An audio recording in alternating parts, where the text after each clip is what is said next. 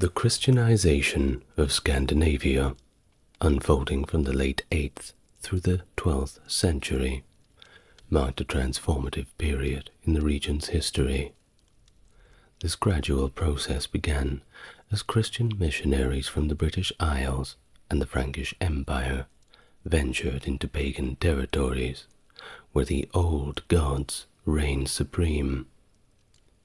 The shift from paganism to Christianity wasn't just a religious transition, but also a strategic one, often adopted by Scandinavian rulers to strengthen political ties with powerful Christian kingdoms in Europe and to consolidate their own power internally. Thus, the slow conversion was spearheaded by influential figures such as King Harald Bluetooth of Denmark, who declared himself a Christian and played a role in initiating the region's gradual shift away from paganism. In Sweden and Norway, the process was similarly tied to the royal house's efforts to establish more centralized rule and align with European Christian monarchs. By the 12th century, Christianity, for the most part, was firmly established all across Scandinavia. Hello and welcome to the channel. If it is your first time here, it's good to meet you, and if you are coming back, it is great to see you again. Off we go on another adventure together. As always, if you'd like to support the channel, links are in the description, or just help me by getting to my subscriber goal of 15,000 by liking, subscribing, comment, all the good stuff. Now, without further ado, please relax, take a deep breath, and we may begin our history of the Christianization of Scandinavia. Missionary activities in Denmark began with Willebrod, known as the Apostle to the Frisians. He ventured into Schleswig, Denmark, between 710 and 718, during the reign of King Ungendus. Despite the king's respectful demeanor, he showed very little interest in converting to Christianity. Willebrod was allowed to take 30 young Danish men back to Frisia, possibly aiming to educate them all and recruit support for Christianizing Denmark. Well, despite these very early efforts, there was minimal success during his time. But about a century later, around the year 823, Archbishop Abo of Reims and Villerik, who would later become the Bishop of Bremen, visited Denmark and baptized a few individuals, though the missions were still largely unsuccessful, and those individuals who were baptized faded into the pages of history. There just wasn't enough popular support yet for Christianity to really take root in Denmark. But it wasn't always to be that way. A significant turn occurred in 826 when Harald Klak, a king of Jutland, sought refuge with Emperor Louis I of Germany after being ousted by Horik I, the other Danish king. In exchange for assistance in reclaiming his throne, Louis I required Harald to officially renounce his paganism. Harald agreed, and he, along with his family, along with 400 Danes, were baptized at Ingelheim am Rhein. Upon his return journey to Jutland, Louis and Archbishop Abo appointed the monk Angsar to accompany Harald and promote Christianity among the new converts. However, Harald was soon expelled again by Horik I, prompting Ansar to leave Denmark. Ansar then redirected his mission to Sweden, arriving in Birka in 829, where he founded a Christian community. His most notable convert was Herigar, a local leader and advisor to the king. The efforts in Scandinavia were further institutionalized when the Archdiocese of Hamburg was established in 831, tasked specifically with the Christianization of the region. In 845, Hamburg, where Ansar had been appointed as archbishop, was sacked by Horik I. Following this, the archdiocese seat was relocated to Bremen, and in the same year, a pagan revolt in Birka led to the martyrdom of Nithard and the expulsion of Bishop Gortbert, the resident missionary. Ansar revisited Birka in 854 and Denmark in 860, aiming to revive the Christian presence. During his return to Denmark, he gained the favor of King Horik II, who had succeeded Horik I after his assassination in 854, and was quite a lot more receptive to Christianity and new ideas in general.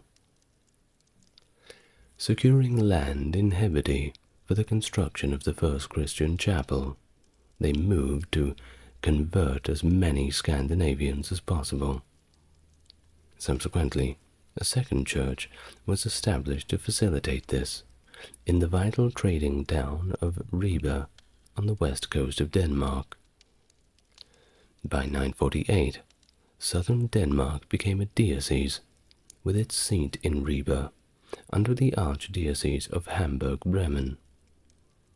The first bishop of this new diocese, Saint Leofdag, was murdered in the same year while he was crossing the Ribe River. Over time, the Hamburg-Bremen Archdiocese's influence began to wane as the papacy, starting with Pope Gregory VII, began to engage more directly with Northern Europe. A significant move was establishment of a separate archbishopric for all of Scandinavia, which was based in Lund around 1103 to 1104. The historical accounts of Willibrord and Harald Klak blend myth and legend together, incorporating elements from Nordic pagan traditions into their narratives. For example, a syncretic version of Harald's story in Saxo Grammaticus Gesta Danorum depicts him battling Ragnar Lothbrok to establish Christianity in Denmark. This and other tales, like that of Ebbo, reflecting the mythical Nordic figure Ebor, also known as Egil or Vandil, interweave themes of divine struggle, usurpation, and transformation of religious practices, echoing other mythic stories, such as the usurpation of Mithothin and the introduction of Frey worship at Uppsala. These narratives use similar motifs and figures, illustrating the relationship between newly introduced Christian beliefs and established pagan traditions in the region. Christianity's introduction to Denmark was gradual and occurred primarily through interaction during Viking raids from the 9th century to the 1060s. The social structure of Denmark during this period was largely tribalistic, with local chiefs influencing the religious attitudes of their clans.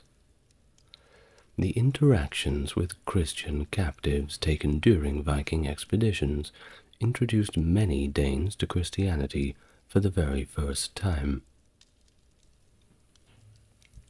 the political engagements of Danish chiefs and kings with regions like Normandy, England, Ireland, France, and Germany also played a significant role. Often, conversions among the Danish elite were politically motivated, intended to secure alliances or deter aggression from powerful Christian neighbors.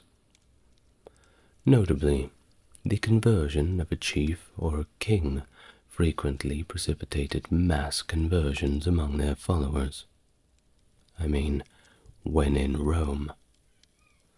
While in some instances, conversions were influenced by the perceived miracles performed by Christians during trials by ordeal, witnessed by kings or other influential figures. Christian missionaries noted that unlike some North Germans or Swedes, the Danes did not idolize stone or wooden figures, which meant that missionaries couldn't simply destroy an idol to demonstrate the supremacy of Christianity. Rude?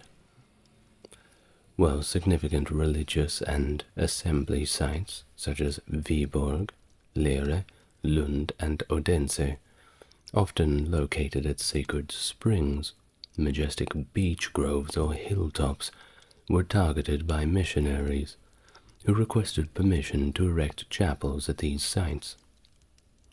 Over time, the sanctity of these locations gradually transferred to the Christian chapels that were built there, and little by little, people just forgot where they came from. Well, even after converting to Christianity, many Danes continued to honor their traditional beliefs, blending Christian practices with older customs. The syncretism was evident in continuing offerings to local spirits and the consecration of sacred springs to local Christian saints, maintaining continuity with pre-Christian traditions, albeit with the new Christian flavor. Churches were often strategically placed near these sacred sites, sometimes, and rather insultingly, using timber from the sacred groves for their construction. Christian symbols, such as the cross, were assimilated into local traditions, with the symbol of Thor's hammer being one such example that melded into Christian iconography. This blending of beliefs helped facilitate the wider acceptance and integration of Christianity into Danish culture. It allowed the Danes to take these little baby steps, little by little moving away from paganism, but still retaining some of their culture. While the narrative of Christianity's spread in Denmark is rich with accounts of various local saints, each associated with significant regions and their contributions to the religious transformation of the Danish territories. Including these are St. Kjeld of Viborg, St. Niels of Aarhus, St. Knut of Odense, each celebrated for their pious deeds in aiding the Christian cause's advancement. Other figures like Canute Lavard and Angsar played monumental roles too, with Angsar known as the Apostle of the North due to his missionary work in Scandinavia. The conversion process was often complex and intertwined with the political dynamics of the era. Well, let's start with King Gorm the Old, also known as Gorm the Sleepy, which is quite funny, I think. He was considered the first ruler over united Denmark, which encompassed regions including Jutland, Schleswig, and Holstein up to the Oder River, as well as significant islands like Zealand and Funen.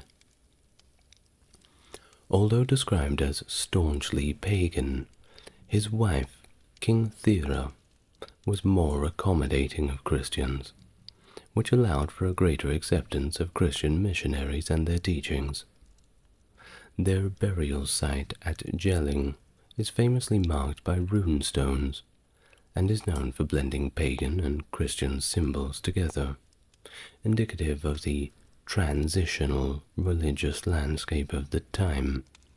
Like I said, baby steps. And now one that you possibly know, King Harald Bluetooth. And yes, the Bluetooth on your phone is named after him. I believe Nokia, the phone company, who are actually Swedish or Finnish, I'm not sure.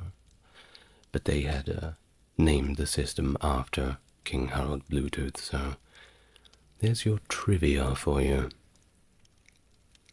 Well, King Harald Bluetooth, their son, that is the son of King Gorm the Old, is a pivotal figure in Denmark's Christian history too.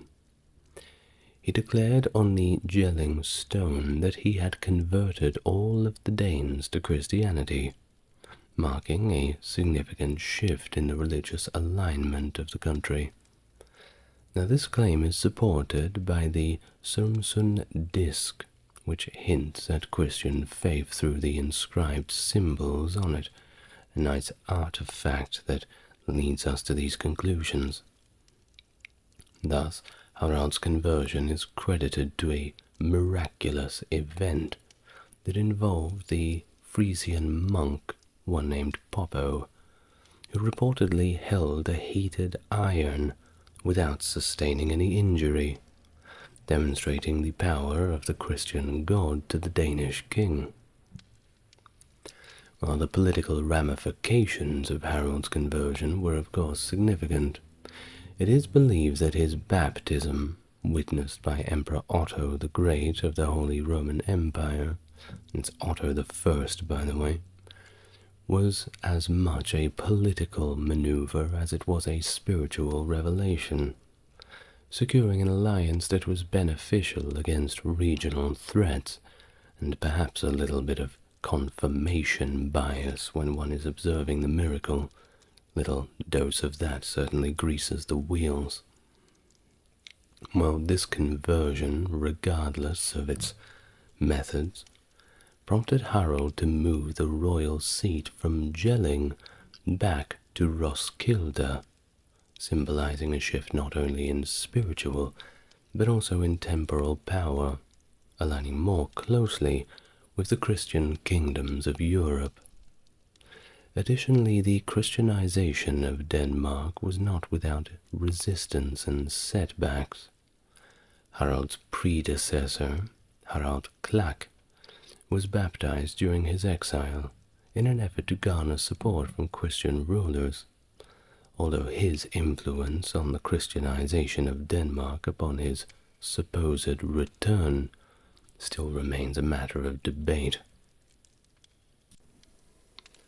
As the narrative of Christianization unfolded, Denmark's religious landscape was gradually transformed through strategic marriages, political alliances, and of course the missionary zeal of figures such as Angsar, who established the first Christian church in Danish territories.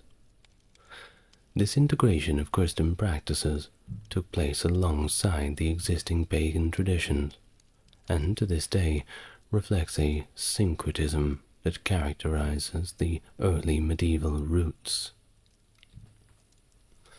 Svein Forkbeard's accession and rule brought significant tension and changes regarding the Christian Church's influence in Denmark. He initially sought to pull Denmark away from the Holy Roman Empire's control, a move that led to negative portrayals by German historians of the era. Where's their sense of humor? Well, despite accusations of relapsing from Christianity and persecuting Christians in England, Svein donated land to Lund's Grand Cathedral, ensuring the maintenance of its clerical chapter.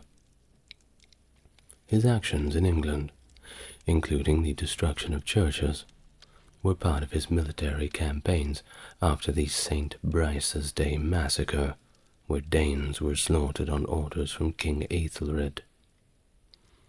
However, as king of both England and Denmark, Svein adopted a more diplomatic approach toward the church, which had previously opposed him. The influence of Christianity grew through the mass migration of Danes to England and Normandy during the Viking era, prompting the integration and assimilation with the Christian population there. This migration often led to the conversion of entire Danish clans, softening the broader perspective on Christianity. Well, by the reign of Canute IV in the early 11th century, Denmark was predominantly Christian.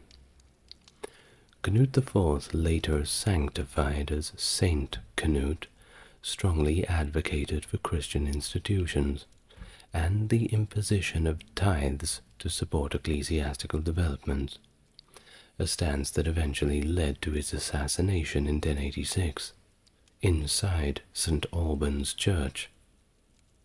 No one looking over his shoulder to protect him then, it seems.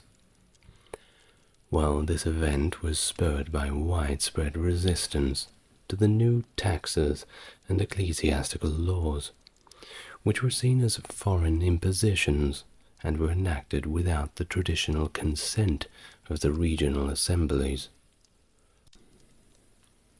Canute's canonization in 1188 significantly marked the full acceptance and integration of Christianity within Denmark, symbolized by the national mourning and veneration during the relocation of his remains to Odense Cathedral. His sainthood represented not only a spiritual endorsement, but also a ceremonial affirmation of the Christian faith across the now unified Danish realm. The ensuing centuries until the Protestant Reformation in 1536 saw continual conflicts between the Danish monarchy and the Church, shaping the political and religious landscape of Denmark.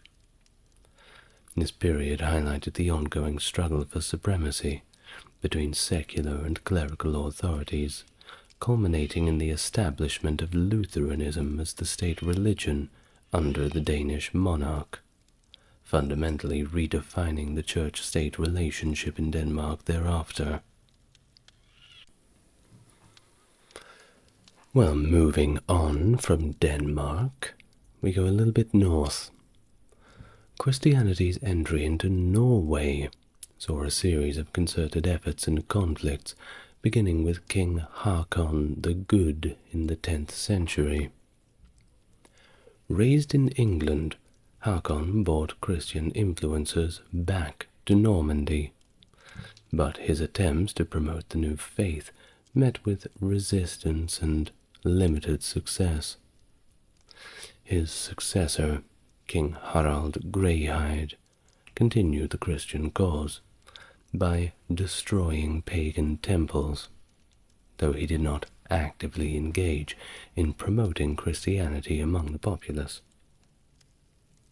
The situation reverted under Håkon Sigurdsson Jarl, a fervent pagan, who not only revived old pagan practices, but also rebuilt the temples that were destroyed. His staunch opposition to Christianity culminated in a break from Denmark, where King Harald I attempted to enforce the religion upon him around 975, leading to Håkon's victory at the Battle of Hjörungavagr in 986. A pivotal change occurred with King Olav Tryggvason's ascension in 995. His conversion to Christianity was influenced by a meeting with a Christian seer during his days of raiding, which led to his baptism following an attack by mutineers. Olaf then abandoned raids on Christian territories, opting to reside in England and Ireland before going back to Norway to seize the throne. Utilizing force and diplomacy, he established Christianity more firmly, extending his influence to Christianized regions including the Faroes, Orkney, Shetland, Iceland, and Greenland. However, Olaf Tryggvason's death at the Battle of Svolder in the year 1000 led to a temporary resurgence of paganism under the Jarls of Lade. It wasn't until the reign of St. Olaf that Christianity was solidly re-established, eradicating pagan remnants and securing the religion's place in Norwegian culture.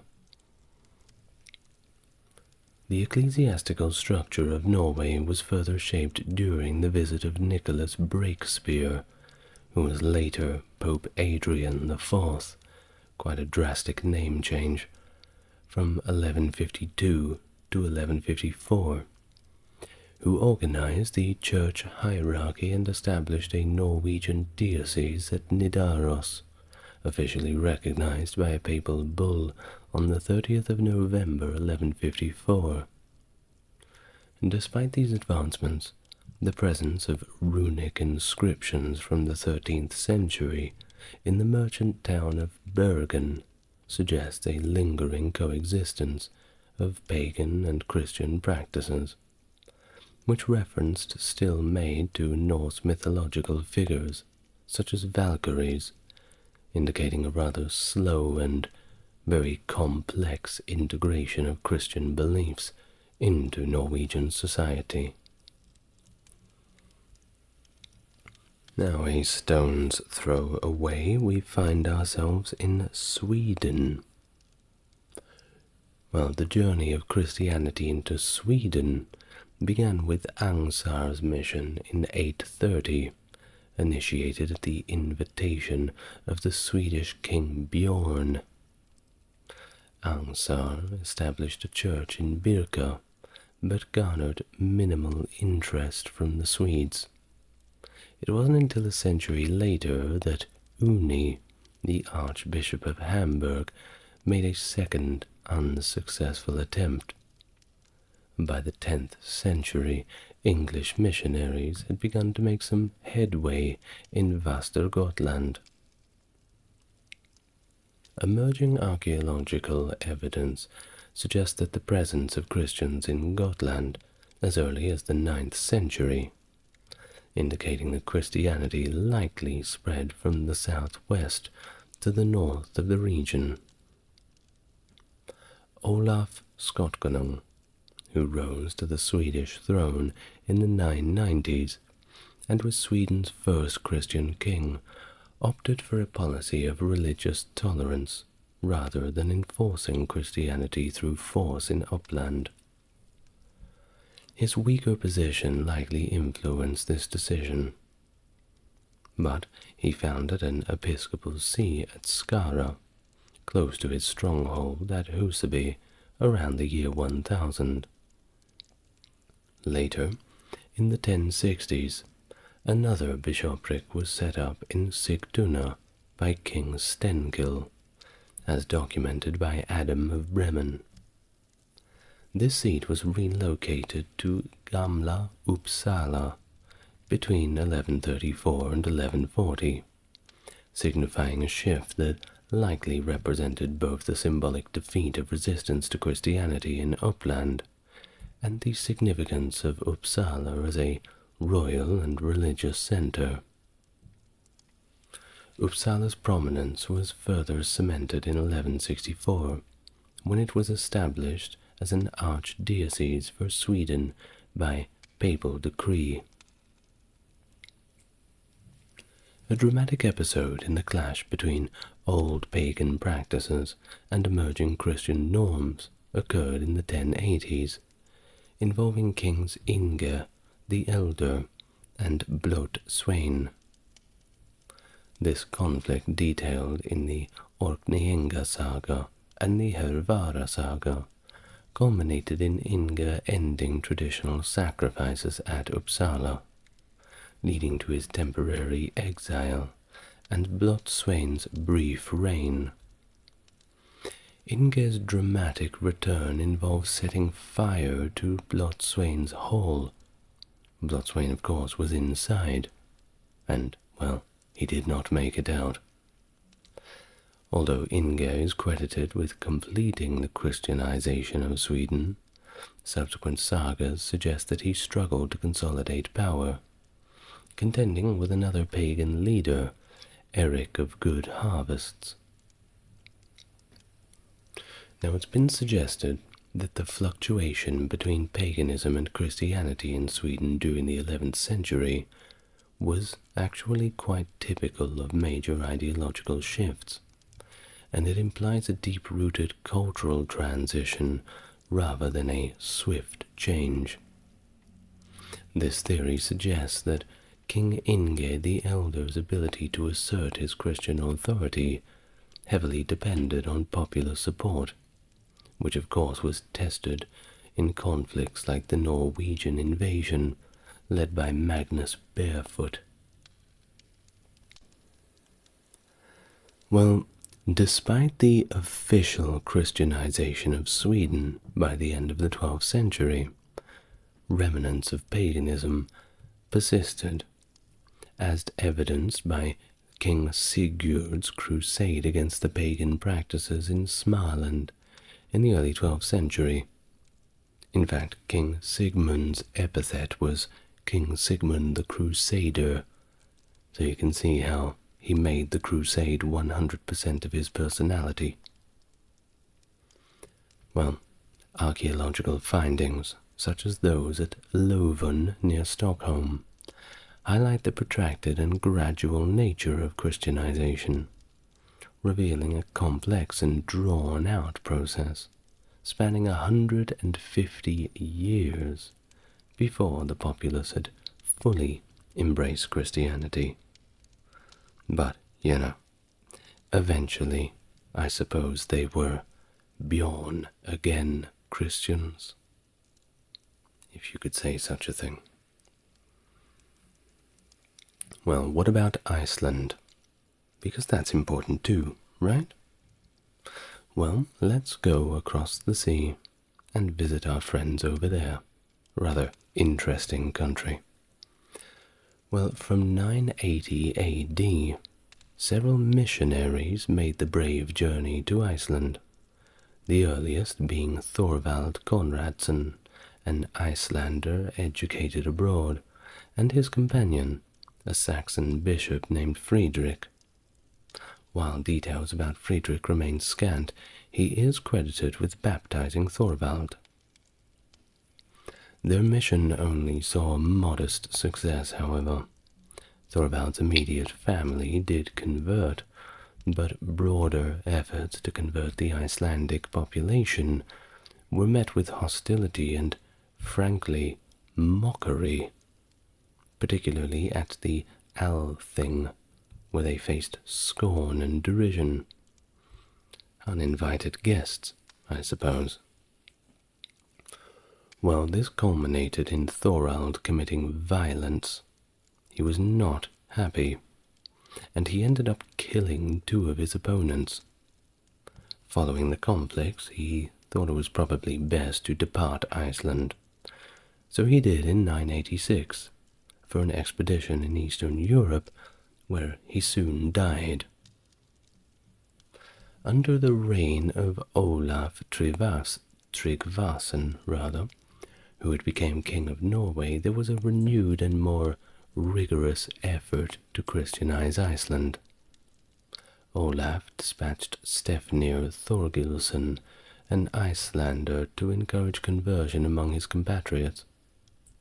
Stefnir's methods, which included the destruction of pagan sanctuaries and icons, ultimately led to him being declared as an outlaw due to his widespread unpopularity. Following Stefnir's unsuccessful mission, Olaf sent Thangbrand, a seasoned missionary with prior experience in Norway and the Faroe Islands. From approximately 997 to 999, Thangbrand worked to convert Iceland's chieftains, achieving partial success, but also resorting to violence, which led to several deaths. Thangbrand returned to Norway in 999, reporting his mixed results to King Olaf, who was a little bit disappointed. In response, Olaf took a harsher approach by denying Icelandic ships access to Norwegian ports and taking Icelandic nationals in Norway as hostages. This not only severed crucial trade ties, but also put political pressure on Iceland, as some hostages were the sons of influential chieftains, with Olaf threatening their lives unless everybody in Iceland converted to Christianity. While in the early 11th century, the presence of 3 Armenian bishops, Petros, Abraham, and Stephanos in Iceland is noted. Their missionary activities are believed to be connected to King Harald Hardrader of Norway's experiences with Armenians in the Byzantine imperial army during his time as a Varangian in Constantinople. The intensification of Norway's influence significantly impacted the Icelandic Commonwealth, whose foreign relations primarily focused on maintaining positive ties with Norway. The growing Christian community in Iceland, bolstered by Royal Norwegian support, increasingly pressed for conversion, leading to significant religious divisions that threatened civil strife within the country. The next summer brought a critical juncture at the Aethling, Iceland's legislative judicial assembly, where open conflict between followers of the old pagan beliefs and the new Christian religion seemed imminent. To resolve the tensions, the dispute was handled over the arbitration to Thorgir Thorkelson, the law speaker and a respected chieftain from Ljósaftan. Known for his moderate stance, Thorgir was tasked with deciding whether Iceland would adopt Christianity, under the agreement that all parties would abide by his verdict.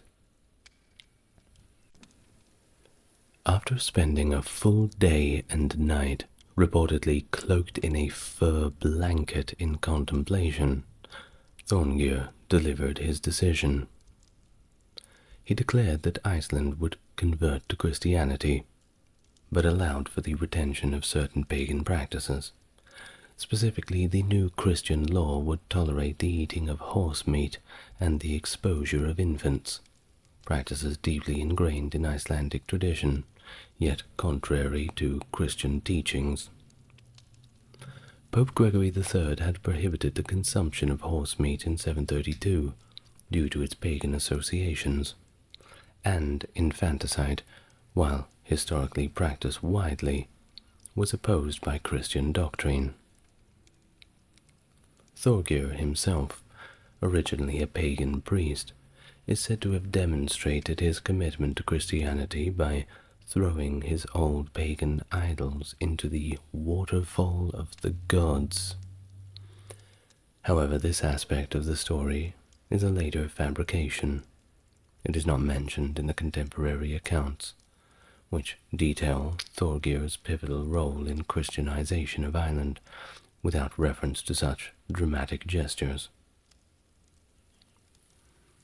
Well, this pragmatic approach to religious transformation endorsed by Thorgir ensured a peaceful transition to Christianity, thereby averting a potential civil war. This contrasts sharply with the prolonged and often violent struggles witnessed in other regions, such as Norway. The smooth transition in Iceland likely reflects the desire of the influential chieftains to maintain harmony and align with the powerful Norwegian king's preferences, possibly influenced by his support and resources. With the church established firmly in Iceland, practices like horse meat consumption, infanticide, and overtly pagan rituals were eventually prohibited. Nevertheless, private pagan worship continued discreetly for many centuries, and local authorities pretty much turned a blind eye to it. The motivations for converting to Christianity during the early medieval period were complex and varied across different individuals and societies. While some conversions were driven by genuine spiritual revelations, many were influenced by the political and material incentives that were offered to them. For instance, the widespread practice of receiving lavish gifts, such as fine white baptismal garments from Frankish nobles who sponsored baptismal candidates, offered a tangible benefit that likely persuaded some to convert, nothing like a new outfit, while these gifts symbolizing new beginnings and their support of powerful sponsors were attractive not only for their material value, but for the social and political connections that they represented. Moreover, the allure of Christian wealth was a potential factor in the conversion of pagan kings. The opulence of Christian kingdoms, demonstrated through their gold-laden churches and the riches of the church itself, was more than a little bit enticing to leaders looking to enhance their own wealth and prestige. Thus, for many, adopting Christianity was also a means to tap into economic advantages associated with the church and its international connections.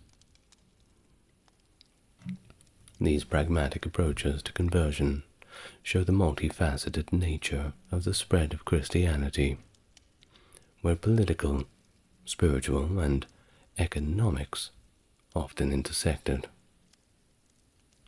While the last holdout for paganism in Scandinavia, at least in those times, were the Sami people. Christian missionaries were active in Sami from the Roman Catholic Middle Ages, often coexisting with the indigenous Sami shamanistic practices. Notably, in 1389, a Sami individual named Margareta sought Christian missionary assistance to spread Christianity in her community. However, it was not until as late as the 17th century, as Denmark, Norway, and Sweden began their colonization efforts, that Christianity actually managed to make significant inroads into Sami.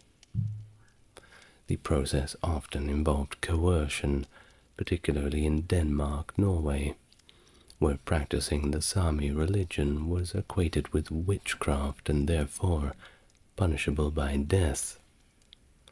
During this period, a significant proportion of those prosecuted for sorcery in Norway were Sami, who were targeted for their adherence to traditional religious practices. In the same century, Norway intensified its missionary activities aimed at converting the Sami, and despite outward compliance, many of them continued to practice privately. Missionaries themselves acknowledged that true conversion was unattainable without open discussions about religious beliefs, which was impossible under the threat of witchcraft accusations. Well, you built the system, didn't you? It's no wonder nobody wants to have an open conversation. They could end up being thrown off a cliff for it. Well, in Sweden and Finland, the Protestant Church also sought to eliminate Sami shamanism, which it regarded as pagan idolatry. The construction of churches in the region was mandated by King Charles IX of Sweden in the early 17th century, as both a means of spiritual control and a statement of political authority. Initially, the Sami were permitted to continue their shamanistic practices privately. However, by the later half of the 17th century, Swedish authorities aggressively suppressed these practices. They destroyed Sami drums, prohibited yoik singing, and enforced adherence to Christian doctrines both publicly and privately, aiming to completely eradicate the indigenous religion and also the old culture. In fact, what do yoik singing and drums have to do with putting themselves up against Christianity? They just wanted everybody to fit in, I suppose. Well, during the 18th century, the approach to Christianizing the Sami in Denmark, Norway, saw significant changes and began to yield genuine results. Previously, Sami individuals risked being prosecuted for witchcraft if they openly discussed their pagan beliefs. However, the Christian missionaries successfully advocated for the repeal of these legal restrictions, allowing for more open dialogue about religion, without that fear of being murdered. Generally helps if you don't have that fear over your head. Well, by the 1770s, the Sami in these regions were predominantly Christian, referring to the Sami religion as that of their ancestors, and demonstrating a solid understanding of Christian teachings. And despite this progress, the Christian mission among the Sami continued into the mid-19th century, with Laestadianism playing a significant role in the later stages of the conversion process. Additionally, the Sami people living in the Kola Peninsula came under the influence of Eastern Orthodoxy rather than Catholicism or Protestantism.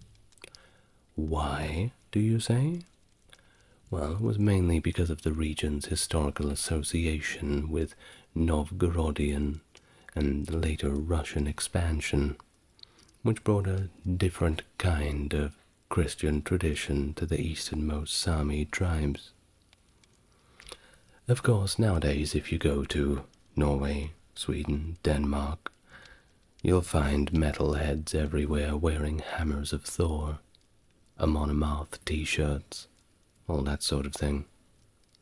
If you don't know who Amon Amarth are, perhaps look them up. I met the 7-foot-tall Viking singer of Amon Amarth when I was about 15 years old. It was quite the experience. Very nice guy, though.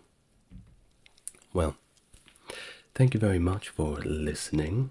A little off topic at the end, but there's nothing better to end a serious video with a personal note. That's something, an old memory, isn't it? I'd like to thank my top-tier patrons, JC, Jeffrey, and Stark Factory. Thank you very much, lads. If you'd like to support the channel, you know what to do. Now, until next time, thank you very much for watching, and I will see you same time, same place tomorrow. Good night for now.